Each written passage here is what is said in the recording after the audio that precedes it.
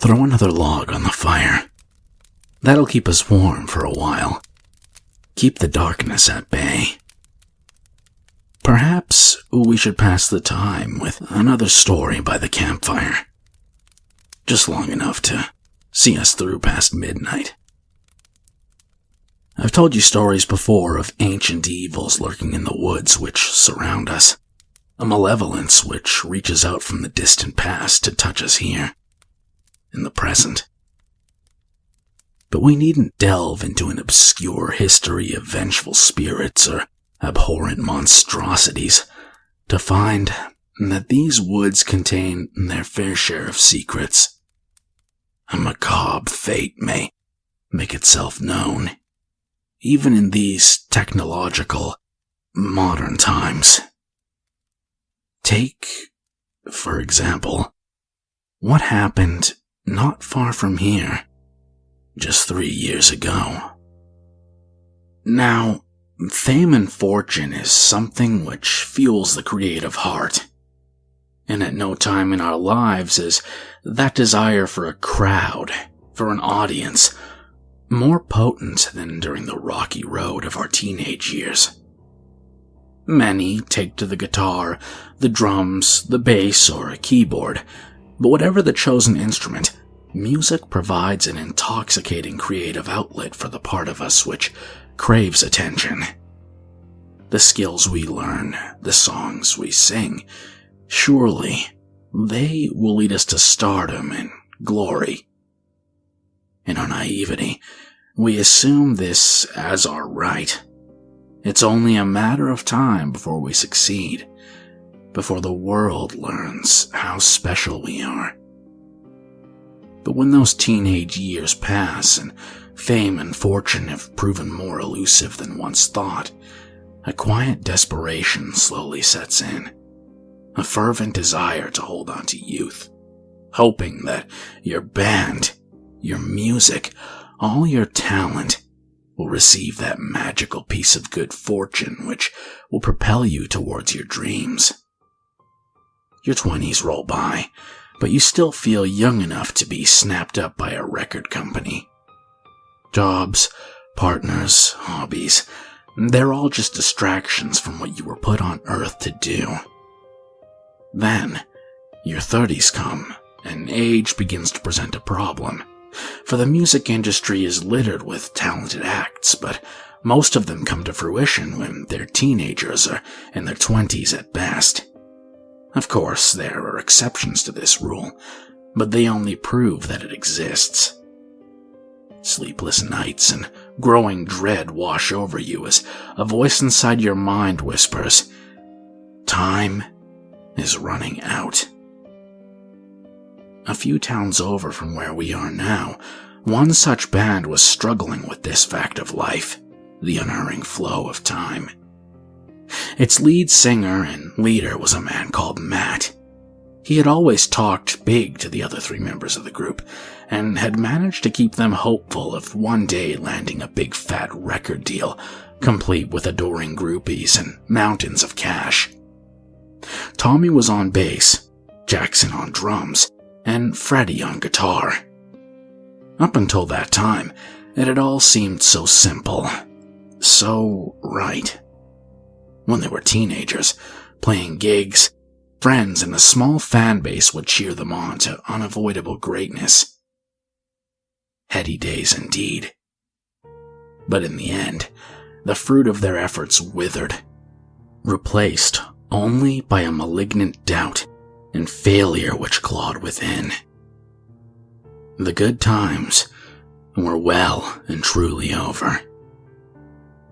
But Matt was not quite ready to let the dream die. At 35, he still felt he had something relevant to say to the world, and believed with every inch of his being that he and his band would soon reach their goal. A goal which he continuously pledged to the other members for 20 years being just around the corner. Money was the real problem. To keep the band going until they hit it big.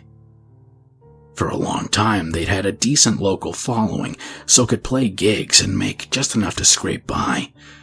But even those faithful followers had now moved on to other things, to other chapters of their lives.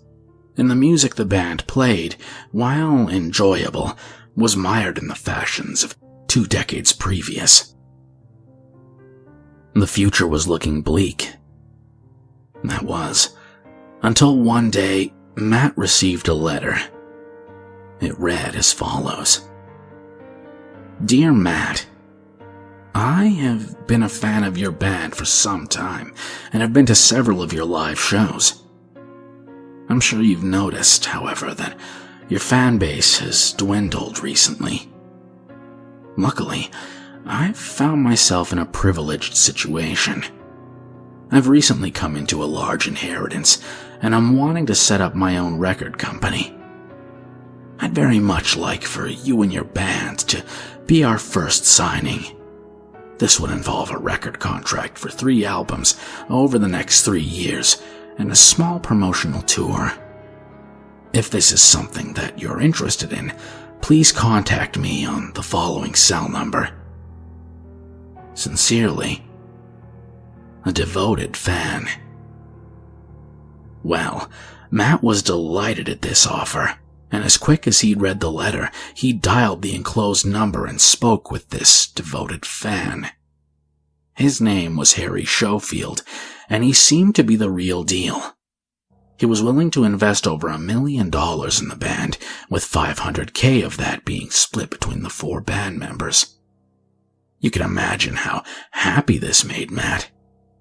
Finally, after all those years of struggling, it was really happening. All those gigs, all those songs, all that heartbreak. Now, he'd finally shown the doubters that they were wrong.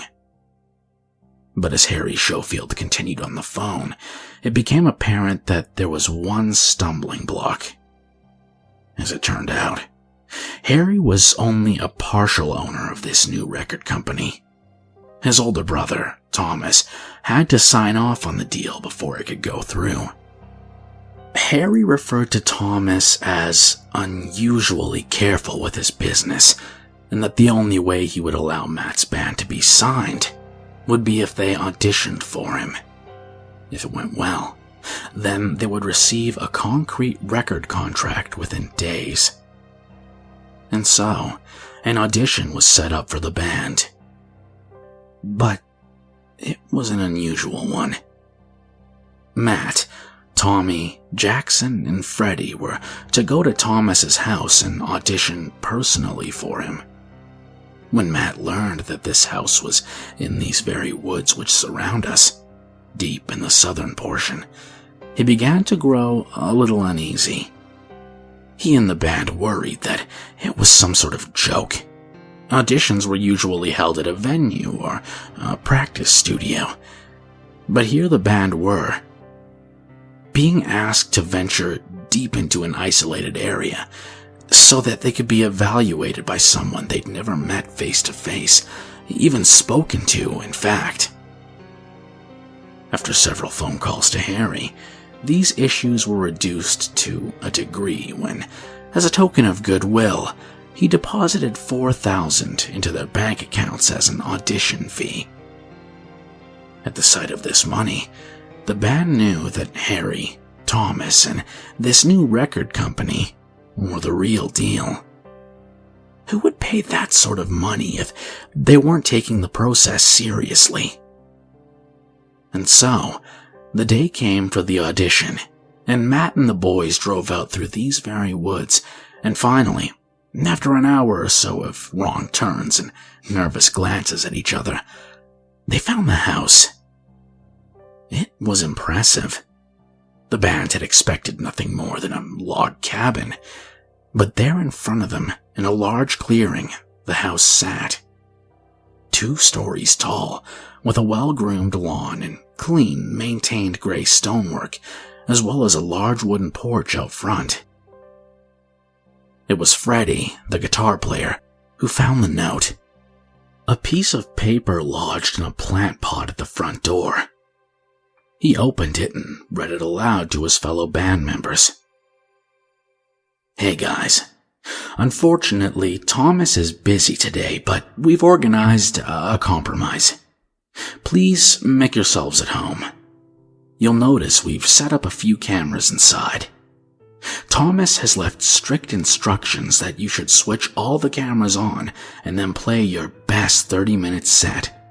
Give it everything you've got, as Thomas is very particular about the act he wants to sign.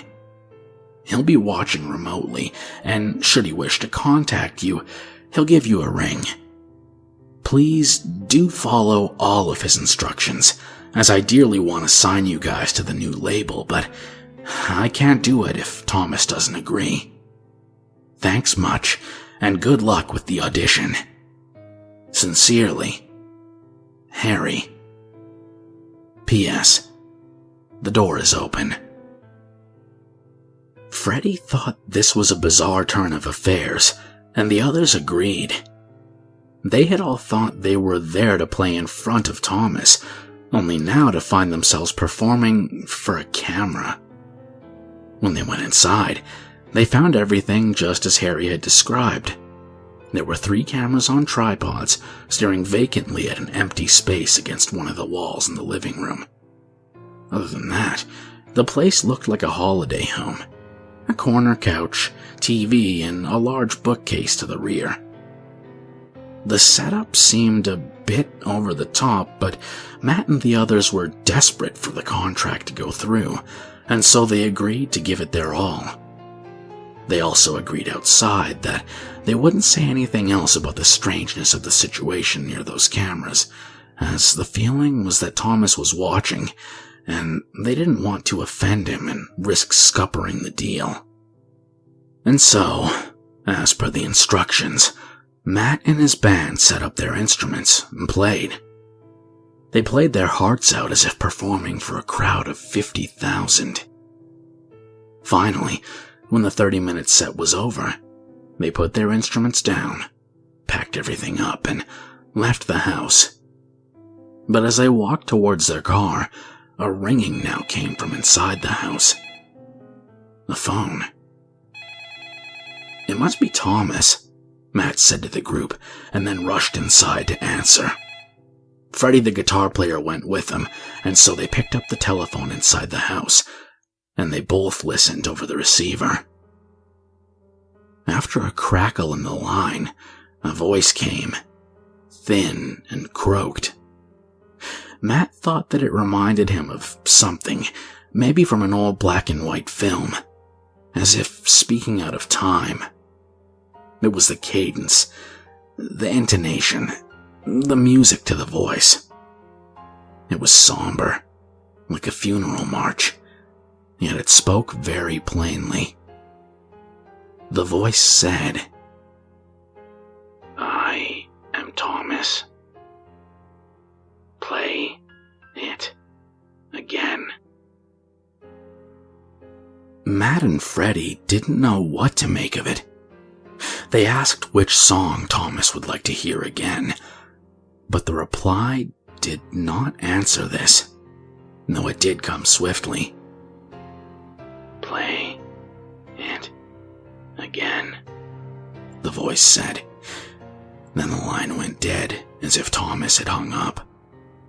Freddie figured that Thomas meant the entire set, and Matt didn't want to miss the song Thomas liked the most, so it seemed sensible to play the entire 30 minutes through once more. And so, begrudgingly, the band set their equipment up in the empty space of the living room once more. Then, they performed. Matt sang his heart out. Freddie played note perfect, and the thumping bass of Tommy was driven forward hopefully by Jackson's perfect timing on the drums. At the end of the 30-minute set, they all stopped and looked at each other, wondering what would happen now. If that was it, and if they should now head home and wait for the outcome. The phone rang loudly. Once more, Freddie and Matt listened in. They asked the somber voice on the other end of the line what it thought, but all it said was, "Play it again." Confused and a little dejected that their efforts had not been good enough, the band nonetheless pushed onward and played again. They thrashed through the songs, music they'd all written over the course of 2 decades. Their best, their brightest, their catchiest, their big hits, as Matt referred to them. When they finished, they were covered in sweat and exhausted. For now, they had played an hour and 30 minutes of music and were starting to feel the strain. Feeling now that they had surely done their best to win Thomas over, they were shocked when the phone rang and that thin, croaked voice stated plainly, "Play it again." This time, Freddie started talking, almost refusing, saying that he couldn't see what good it would do, that they'd put everything into it already. There was a silence, and the slightest crackle on the line. And then the voice spoke. "Play it again," before hanging up. Freddie started questioning Matt about the entire thing, wondering if it was all some horrible practical joke. But Matt was as puzzled as he was, though not willing to give up just yet. "Let's do it once more. This could be our last chance at the big time." There was a desperation creeping into his voice, a sound which spoke of fear, a creeping disappointment that their dreams were once more to be dashed. Perhaps forever. Matt was a good leader, and he was always able to energize the band when they were feeling despondent. He'd had 2 decades of practice at that. All those conversations of quitting, of ending the band, only to pull it back from the brink each time with a smile and a resolute belief. He managed it on that day too. And so they played again. Again with heart, again with everything they had. And again, by the end of the performance, they were utterly exhausted. They waited. The silence was overwhelming. The only sound, the distant call of some unseen bird deep within the woods outside. The atmosphere felt charged, like the breath before an oncoming storm. Anticipation has its way of sucking the life from the moment. But the phone did not ring this time. It sat there, silent. The band members remained for a time, too tired to talk. Finally, Freddie suggested that perhaps Thomas and Harry were talking it over and that this was why no one had called to let them know yet. But after an hour passed, they had lost their patience. It would be dark soon, and none of them fancied staying the night in a remote house out in the woods. Even as they stood there, the sky was graying above, promising to snuff out the lights sooner rather than later. And so, feeling dejected, they packed their instruments up and decided to head home. But just as they did so, Freddie had an inclination. He picked up the phone to see if he could dial out and get the phone number of the last caller. If they were going to waste the band's time like that and get their hopes up, then he would give them a few choice words to take with them. But when he picked up the receiver and tried to dial out, he realized that there was no dial tone. It was as though the phone line had been disconnected. Silence met his ear. And then, a sound. The stillness was briefly, suddenly broken. A mouth breathed slowly. Yes, Freddie was certain of it. Thomas had never hung up. In fact, he was now sitting with his mouth to the receiver for some reason. Close. and present. The breaths moved in and out with a rhythm of their own, but there was a quiver therein, a sort of nervousness, which sounded remarkably like twisted excitement.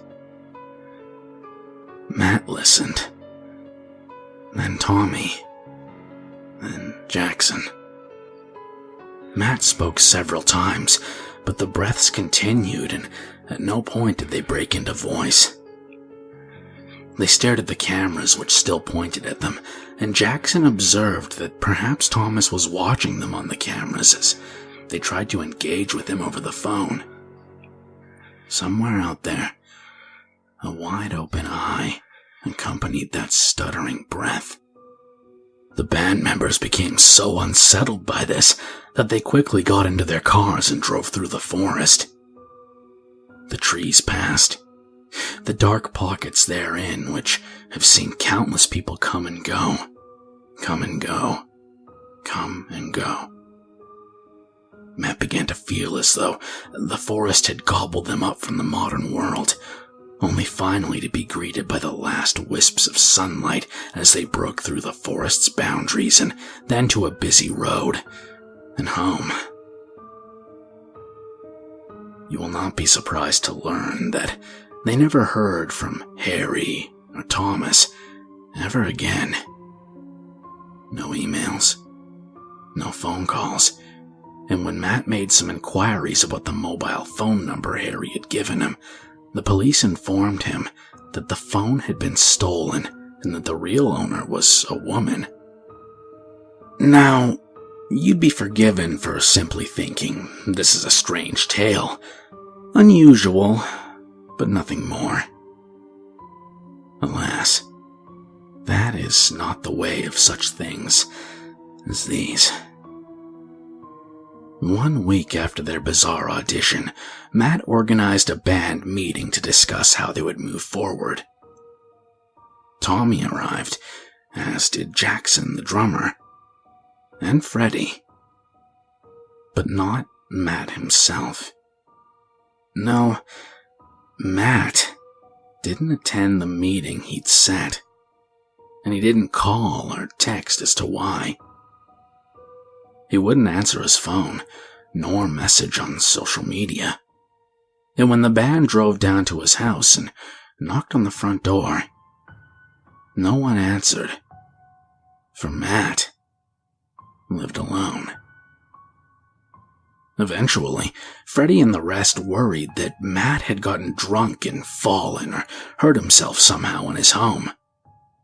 After much persuasion, the police decided to act and broke into the house. The other band members were there when they did so, and they feared what they might find. But there was no stench of death as one might have feared. No sign of a struggle. No sign of anything untoward. That was, except for 2 things. The first was that Matt had vanished, taking with him only the guitar on which he'd written many of the band's songs, leaving behind his dreams of being a famous musician with his band, abandoning such pursuits, and to my knowledge, no one has ever seen or heard from him again. The second troubling find was a small piece of paper left on the pillow of Matt's bed. It read, "I like this one best. He can keep playing."